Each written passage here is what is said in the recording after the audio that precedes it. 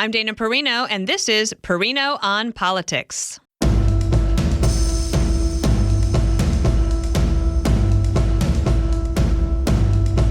The State of the Union is divided, very much so. Welcome to Perino on Politics, where we give you everything you need to know from a 30,000-foot view of this week in politics. This is a special edition because we usually only record on Mondays, but it has been a week, folks, and I felt like we needed an update to just wrap up the week and look forward to what's coming next. And I have a special guest next Monday you're going to want to hear from, and that is Britt Hume. But for now, I am with a dear friend of mine, someone who's been on the podcast several times, and he's a crowd favorite. It is Colin Reed. He is the co-founder of South and Hill Strategies. He's a Republican strategist. He's got a ton of campaign experience, and he has a way with words that you are going to want to hear. So let's just jump right in. Colin, it has been this amazing week. We got the Supreme Court announcement on Monday that Trump could stay on the ballot in Colorado, that these states weren't going to be able to just basically say, he's an insurrectionist, so he's off the ballot. The Supreme Court said no. Tuesday, we have Super Tuesday. That was a pretty big week, a pretty big day, obviously, for President Trump, former President Trump. Then Nikki Haley drops out of the race the next day, doesn't endorse him, but indicates maybe she might. Who knows? Let's see how that goes. Then you go into Thursday. That was the State of the Union. And I am trying to catch my breath this morning. So let's start with what you think was the most impactful thing that we had from the State of the Union last night. First of all, it's so nice to be here in person. Thank you. Yes, it's fun. And yeah, these weeks feel like years when they go the way they do. And can you believe that we were talking about Super Tuesday feels like I couldn't remember when the Supreme Court decision was, and Shannon Bream, that I got a chance to anchor with her this morning on America's Newsroom, and she reminded me that was just Monday. So yes, it's been a long week. Yeah. So in terms of the State of the Union, President Biden, very low expectations going in, even from Democrats. But I say that, but also it's like high expectations that this is the most important speech of his life, and he's going to have to show the Democrats. But it was basically like, if you can't give a teleprompter speech that is tailor-made for you, written by a team of professionals with a audience that you know is going to at least be paying attention to you and cheering for you at least on one side, I mean, I guess that's the low bar. Well, yes, but 86% of Americans think he's too old for the job. So a speech late at night, big-time audience, lots to talk about, a lot of pitfalls. So he cleared that bar. There was no catastrophic moment of, oh, my gosh, this guy cannot do this. So in that sense, mission accomplished for him. But to me, it felt like a very small speech for a very big moment. And there are so many issues that people are facing in this country right now. And we spent time yesterday talking about Snickers bars and Doritos before we got to the border or the immigration situation. So it felt also very much like a speech from D.C. And I know we're going to get into Senator Britt, and she felt like she was talking from America. And look, Joe Biden, he's been in office since 1972. You are who you are, who you are. But that insider-outsider contrast is one of those things. We're going to talk about the State of the Union today. Next week, I think no one's going to be talking about it. This speech will be not long, will be quickly forgotten, but some of the implications coming from it will have longer shelf life. One of those is that I think now the Democrats are going to say, and the Biden campaign will say to any nervous Democrats, or the bedwetters, as they are called by other Democrats, not by me, folks, this is by other Democrats, saying with this idea that Biden should not have run for re-election, that they're going to replace him at the convention, that somehow miraculously Michelle Obama is going to be the Democratic nominee. I think if anything happened for President Biden last night out of that speech, I think that all of that talk is going to have to be put aside for Democrats. Some people might still have the fantasy, but Biden will be the general they go into this election with. Absolutely. And this idea that a guy who waited his whole life to run for president, who fell flat on his face in 1988, even worse in 2008 when he ran before, is just all of a sudden going to say, you're right, you got me, I'm not up for this, I'm stepping aside. It was always ludicrous. It was going to take someone in his own circle to push him aside, pretty close-knit bunch of people. So I think that's right. Both camps now have the horse they're going to ride into the battle. The question for President Biden is, and I think you saw this last night in the speech, he hasn't led in a poll since September. He's been consistently behind. The questions have not even been about the issues. They've been about his age and his ability. But what about how he came out this week and one of the, I cannot stand when he tries to give an interview or answer a question in front of the whirring blades of the helicopter because nobody can hear. And we want to hear what he has to say. And I always feel like if it happens during America's newsroom, why is it incumbent upon me to have to explain to the American people what he's trying to say? But what he was yelling to the reporters was that he has led in the last 5 polls. So is he looking at different polls? Well, anytime you've got a candidate of any level litigating the ins and outs of polls, you're starting off in a bad spot because you're supposed to be bigger than that. You're supposed to have more important things to do. And especially for a guy like Biden, who really wants to run the Rose Garden strategy of being the president, not being the candidate, not getting drawn into any of these back and forths with Donald Trump, who can go out there and say and do whatever he wants because he doesn't have a day job. So the more Biden gets dragged out of that White House, the less his odds are, because I just don't think he's fighting increasingly on Trump's turf. Whether it's immigration, whether it's inflation, whether it's crime, he's not really battling on any sort of strength for him. And that's just the byproduct of where he's at. But I do think people in this town are starting to wake up to the fact that he's the decided underdog. And they are waking up to the fact that he very well could lose in November, which seemed unfathomable. Look, maybe he wants to be the underdog. Yeah, at less this pressure, point, right? less pressure. And then you have nowhere to go but up. One of the things I mentioned in the special coverage was that I was going to be paying attention to how concerned the Biden team is about the base, the Democratic left base, or even just like, let's just say the Democratic base, how concerned he is that they are restless, right? And is it just a minor irritation or a glaring concern? And I walked away thinking they're very worried about their base. Yeah, there wasn't a lot to like, as the Wall Street Journal put it this morning, for any Republicans watching that speech. Very interesting, because 24 hours earlier he'd put out a speech saying, Nikki Haley voters, come on in. There wasn't much there there wasn't much incentive in anything he said last night. So look, politics, you got to get your base locked up, you got to get your middle locked up. Ultimately, the fight at this point in the time should be over the middle. If you're still worrying about securing the flanks that got you there through a primary, you got big issues. And so now he's got to fight a two-front war. It's never a good place to be. Why is he so worried about, I called it 10 voters in Michigan, because he's trying to basically support Israel in a way, but behind the scenes and leaking to the media that he's always cursing Bibi out and that he's saying all of these negative things about Israel behind the scenes. But when he talks publicly, he doesn't really do that. And now he had this announcement last night that they're going to build a port of some sort in Gaza, which to me tells Hamas, hey, guess what? You can kill a bunch of people, including Americans, and hold them hostage. And if you won't release the hostages, you know what? Doesn't matter. We're going to get you a port so we can get you that humanitarian aid. I just don't imagine that Hamas feels very compelled to release the hostages. No, and then he's got left-wing protesters blocking his path to the Capitol last night. It wasn't that long ago, Dana. There were people Hamas protesters storming the gates of the White House. It was a story that got buried. Yeah, literally right on the climbing the walls. So. Yeah, he's got challenges in that front. And then, of course, the left's also mad that he used the term illegal immigrant. They're mad that he didn't use What do they want to abortion. say? Undocumented? Yeah, yes, I guess that's what they want to say. Yeah.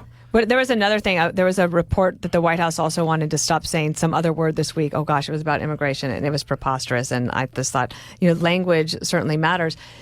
Do you think that the Republicans sort of took the bait on a couple of things during the State of the Union, though, and that President Biden was able to get the better end of that argument? I'll say this for President Biden. People were very upset about the speech being too political, too partisan. Guess what? That's fine. It's a political year. Yeah. There's a re-election. You got 25 million people, or I guess we'll find out the ratings later today. A lot less than would have been in a much easier setting than would have been easier to do a Super Bowl interview a month ago. So he had to seize the moment. So I had really no issue with that. I think the bar was so low, the fact that he was able to throw some punches, it's going to get those Democrats back on board. And then, mixing it up with some House Republicans, that's a win-win for both parties. Last thing on the State of the Union is, for me, I wanted to ask you about how immigration, which is the number one issue in the country, and not for no reason, right? If you see a turtle on a fence post, it didn't get there on its own. And you don't get to have an issue raised to the number one issue in the country without some reason. It's not the number one issue in the country because Republicans decided not to go forward with that immigration bill last week. This has been building for 3 years. President Biden owns the issue. Do you think Republicans are going to be able to successfully continue to talk about it? Because what people see with their own eyes is that there are people, even this morning, coming across the border. We had Border Patrol having to rescue an entire family with little kids coming. They were capsized in their raft on the Rio Grande. I mean, this is not ending. And now you have a situation where all of these blue city mayors who got no attention last night, by the way, Biden is not coming to help you, blue city mayors. I would wonder if President Trump will actually reach out to them. Well, on immigration, on day one of his presidency, he reflexively undid many of the policies that were working in the Trump administration because he needed to do so to keep those people, these left-wing base, happy. Same with energy. A lot of stuff went in. He did a lot, as Barack Obama said, with a phone and a pen. Now, 3.5 years later, it's like, chickens are coming home to roost.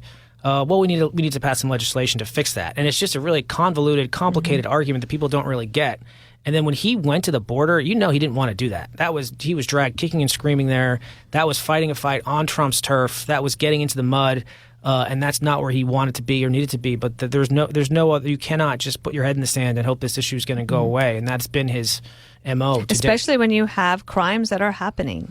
And the other thing about the left, and I saw this when I ran a race in New Hampshire, they seem to think that the border issues are only relegated to Arizona, New Mexico, Texas. And you saw this play out on that MSNBC set this week when they were talking about how, West Virginia shares a border with West Virginia. Yeah, they were making fun of Virginia's for having immigration as the number one issue. And they sounded terrible. I couldn't believe that they didn't apologize immediately. Every state's a border state right now because of the implications. And it also symbolizes the government shouldn't do a whole lot in the minds of Republicans and conservatives, but it should be able to at least secure its borders. And it's just a fundamental breakdown of what is happening. Same with crime. Mm-hmm. And it's just we're not even getting the basics right. Last question before we go to the next segment, and that is on the economy. The president tried to say it's rosy. Things are pretty good. Look at the job market. And it's just, I think it doesn't meet the people where they are and their concerns about high prices at the grocery store. Yeah. He loves junk fees. Who are you going to believe, me or your lying eyes? Mm-hmm. And it's just, and that's why I think what Senator Britt did last night was take the argument home, take it out of D.C., take it out of this esoterical debate, put it into where these tough conversations are happening around the country. And she's right. That's something Joe Biden hasn't had to do it in a long time. He's been a senator since 1972. Yeah, she said he's been a senator longer than I've been alive. Yeah, and that's a long time, and he's just detached from reality, and that's what people are struggling with right now. So this idea that the economy is humming, inflation is down, gas prices are great, he can keep saying it. He didn't say Bidenomics once last night. Mm-hmm. That was another interesting thing I noted from... Interesting. Yeah, and he didn't say shrinkflation. No, I think we talked about Snickers bars. Yeah, so. I mean, actually, because we have you here, can you just talk about how the left-wing economics folks, like those from Bernie Sanders and Senator Warren's offices, all went to work in the Biden administration? Yeah, Republicans like to mock President Biden for his age or his inabilities, and that's fine. But the people who are in that government right now, many of the political appointees, they are very sharp, they are very young, and they did come from the far left wing of that party because those are the people that President Biden needed to get on board back in 2020, and those politics are yielding terrible consequences. Do you know what I said? That the far left liberals are Biden's deep state. If you think about this person at the Veteran Affairs Department who wrote the memo this week saying that the Victory in Japan iconic photograph of the kiss in Times Square should be banned because it was non-consensual. It was so ridiculous. And the Secretary of Veteran Affairs had to come out and say, we're absolutely not banning this photo. But I thought, that's your deep state. They're going to try to make you do stupid shit. I guess we're going to have to say stupid stuff. But bleep me, because I think that'd be more fun. Just bleep me and leave all this in as well. Yeah, and that's one of the ones where a controversy is bad. When I saw Dennis McDonough, the VA Secretary's apology, before I even figured out what transgression was. So, I missed that one. They were on top of it. They were on it. All right, we'll be right back. And we're back with Perino on Politics. Colin Reed is my guest this week, and I'm so glad. I want to switch from talking about the State of the Union and Biden to talking about President Trump. He had a great week. In that, the United States Supreme Court said, Colorado, you cannot just unilaterally take a person off of a ballot because you don't like something that he did. And a lot of us don't like what happened on January 6th. But President Trump is going to be on the ballot in Colorado. So now that is set aside. And other states like Maine and Illinois that were thinking about this, that's done. Super Tuesday. He wins everything but Vermont and D.C. Oh, yes, D.C., don't forget. Hashtag never forget. So what about his big week? Yeah, look, the election, the outcome may not have been surprising, but it was impressive all the same. And he had the dominating performance that people thought. And now there's one. We went from 14 candidates to one very quickly. At this point in 2016, there were still, Senator Rubio, Cruz, John Kasich was kicking around. This thing extended on a while. But now it's a one-on-one matchup. But I do think the lessons coming out of all the primaries, including Super Tuesday, is there's 15 to 40% of the Republican primary who voted for Ambassador Haley.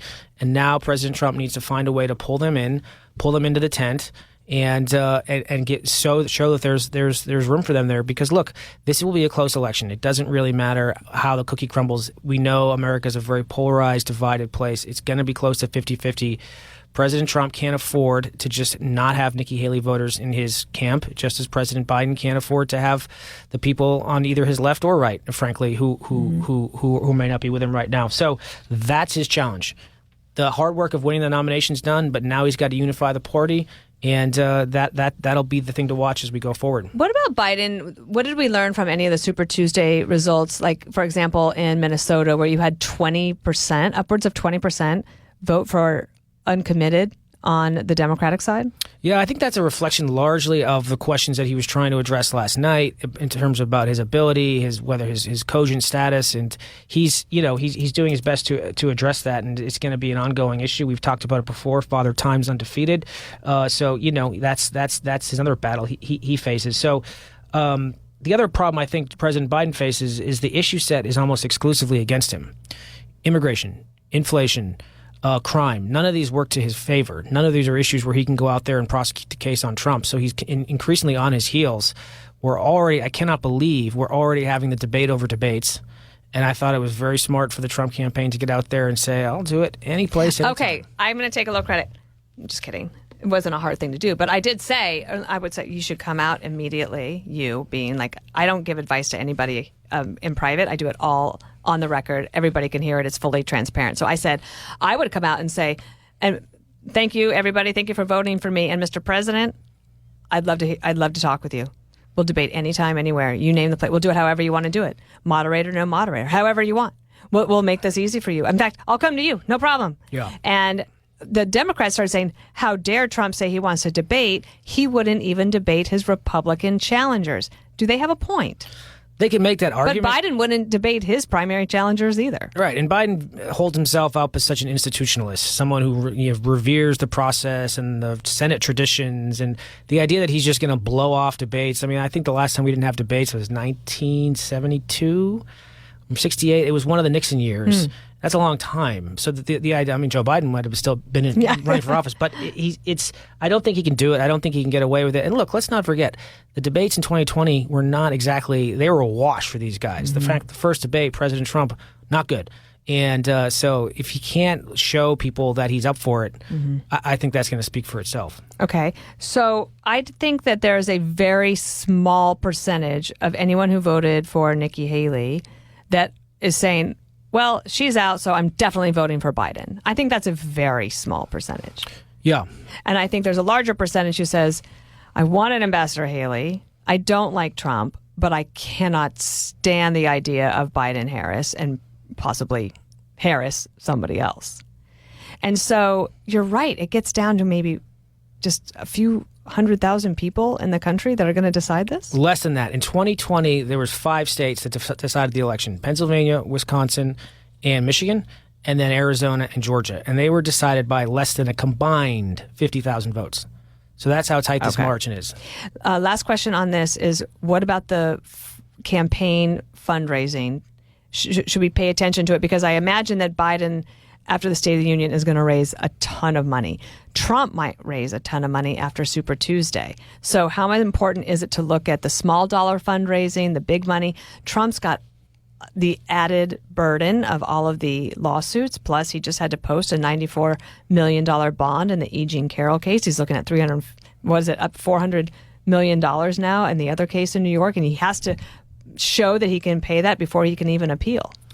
I don't think no one in these two campaigns is going to go hungry. Everyone's going to have all the resources they need. And we learned from 2016 that message matters so much more than money, The primary is over. These politics is a tribal game. These donors are usually in one camp or the other, so they're gonna find a home quickly. And I would pay much more attention to the bigger fundamentals. But there's gonna be plenty of consultants on both sides who do very well for themselves. Okay, will you be one of those? I will not. I will not. All right, we'll be right back with more Perino on Politics. And welcome back to Perino on Politics. Colin, my last question is the one I always ask, and I'm not sure what it is because this week's been a lot. I do feel a little bit underread when it comes to some of the other issues that are going on out there. So what am I missing? What are you paying attention to that I should look at? Well, originally I was going to talk about, it's fitting since we're both here in D.C., the D.C. crime bill and what's going on here in terms of the deteriorating conditions and the recall that has started with at least one city councilman. But that's been covered now ad nauseum. Can I just mention one thing on that? Yeah. I've been coming to D.C. a long time. I lived here a long time. I love this place. I've always loved it. I've never had to have security walk me from Union Station to Fox News. And they insisted. And I was blocks. Glad for it. Yeah. Union Station's, it's not good unless President Biden's giving a speech, in which case they clean it up pretty quickly. But that started to get some legs, and it should. And, you saw there was a big crime bill that passed here this week. And it's not just D.C. You've got the Governor Hochul is now sending in the troops, as it were, to the New York City subway. So it's all these blue cities. So there's a backlash there. But it's got plenty of attention. The one thing that did catch my eye yesterday was the House Energy and Commerce Committee voting 50-0 on a bipartisan bill forcing TikTok to separate itself from the Chinese Communist Party or face extinction. And then the TikTok had made the mistake of encouraging their users to just light up these representatives' offices, and it just blew up spectacularly. First of all, I don't think anyone thinks legislation is going anywhere in an election year, but the fact that this is the one topic it might, because it involves the Chinese Communist Party. Anyone who's watched 60 Minutes the last few weeks, there have just been searing long-form profiles of what's happening at the border, what's happening with the Chinese Navy, and this is the one area where I think Republicans and Democrats can find common ground. I've seen it in private and public polling. You start talking about the threat of the Chinese Communist Party, you start making inroads with voters, and who knows? This is going to put Biden in an interesting spot. If House Democrats back a bill, which it seemed like Hakeem Jeffries is indicating they would, what's he going to do? Because his campaign just got on TikTok a few weeks ago, so he's going to be in a tough spot. Right, and so the Biden White House apparently have indicated that that President Biden would sign that bill if it came to his desk, and it might.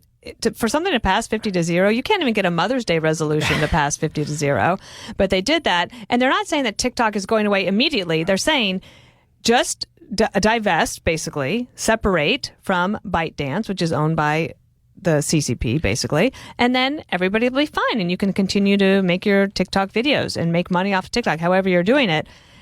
And I just wonder if the Chinese want the product so much and want the access to the information that we're providing them on TikTok, or if the Chinese Communist Party will say, fine. Well, that's the issue, is we're negotiating with an unreliable actor here. And we all remember it wasn't a year ago when their CEO was testifying and just got filleted by members of both. And it was a horrendous performance, but he just didn't have answers to the questions, so he did the best he could. And that's the challenge, is when it comes down to it, the hard questions is what can you do to make Americans feel that their data is not somehow being accessed by the Chinese Communist Party. There's no real, it's very squirrely. And that's why this has all come up. And I don't know. I don't know how President Biden's going to sign a bill that his campaign has made a big deal about utilizing on a platform. Well, I think that he would if TikTok is going to be preserved as something that you can use, but it's just going to be a different corporate structure. I think that the president would have no problem signing it. I think. Yeah, it'll be really fascinating to watch. But another issue that Colin and I are going to pay attention to, and we'll bring you more as we have it, is the huge amounts of electricity and energy that are being consumed by all of this new tech and these developments like on artificial intelligence, and how there are cities across the country saying, wow, guys, we need a lot more energy and a lot more power. And guess what? It's not coming from renewables. Right. And it's the challenge that the Biden administration is not only is taking, when we need more energy, the Biden administration is targeting the industries that provide it. And he didn't talk about it much last night. Nothing. And that's really interesting. Yeah, what happened to Keystone Pipeline? Yeah, the Inflation Reduction Act, his legislative capstone, did not get a whole lot of love last night. And I think that shows where the electoral politics... Oh my gosh, wait, I forgot to mention one last thing. And maybe I'll talk about this more on Monday with my special guest, Britt Hume. third party possibility. RFK Jr. is not stopping, and this could be a real issue for Biden and maybe for Trump. I don't know.